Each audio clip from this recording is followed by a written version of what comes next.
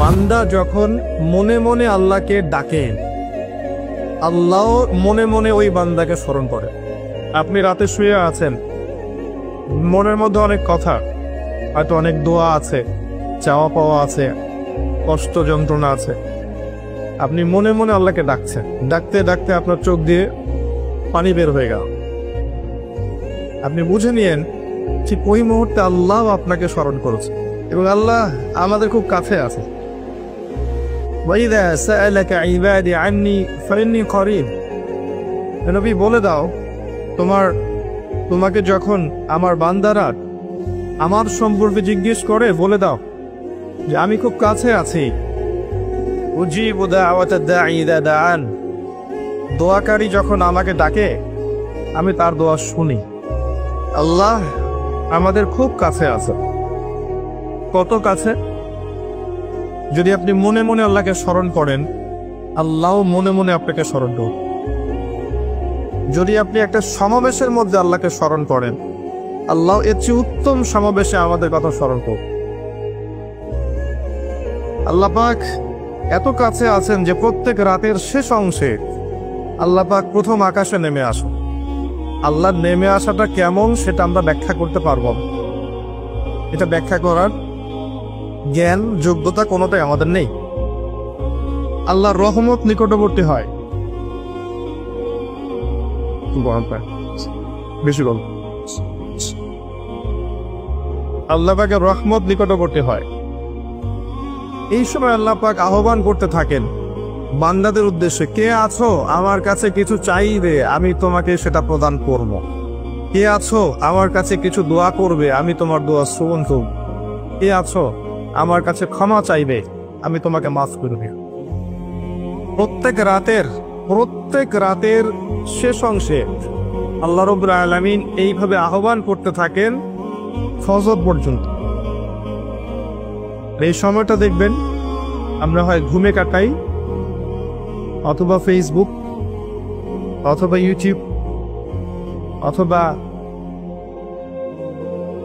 ক্যাসিনোর মধ্যে, কেউ জুয়াখানায়, কেউ পতিতালয়ে, কেউ আল্লাহ বিরোধী পরিকল্পনা করতে ব্যস্ত থাকে। কিন্তু আল্লাহ পাক প্রত্যেক রাতে তার বান্দাদের উদ্দেশ্যে এই আহ্বানটা করে থাকে। আল্লাহ পাক এত কাছে। মানুষ সেই আল্লাহকে ভুলে গেছে যে আল্লাহ পাক ছাড়া ইবাদত পাওয়ার যোগ্য দ্বিতীয় কোনো ইলাহ নেই। একসময় যে আল্লাহ ছিলেন আর কিচ্ছু ছিল না, শুধু আল্লাহ ছিলেন, আর কিছুই ছিল না। এই মহাবিশ্বের কিচ্ছু ছিল না। এক সময় শুধু আল্লাহ থাকবেন, এই মহাবিশ্বের কিচ্ছু থাকবে না। কুল্লু মান আলাইহা ফান ওয়া ইয়াবকা ওয়াজহু রাব্বিকা যুল জালালি ওয়াল ইকরাম। প্রত্যেকটা বিষয়ে বস্তু ফানা হয়ে যাবে, শুধুমাত্র আল্লাহ রাব্বুল আলামিনের সত্তাটা বাকি থাকবে। আল্লাহ পাক সূরা আর-রহমানে একটা আয়াত বারবার বলেছেন, ফাবিআইয়ি আলাই রাব্বিকুমা তুকাযযিবান। তোমরা দুই জাতি, জিন আর মানুষ, তোমরা আল্লাহর কোন কোন নিয়ামতকে অস্বীকার করবে?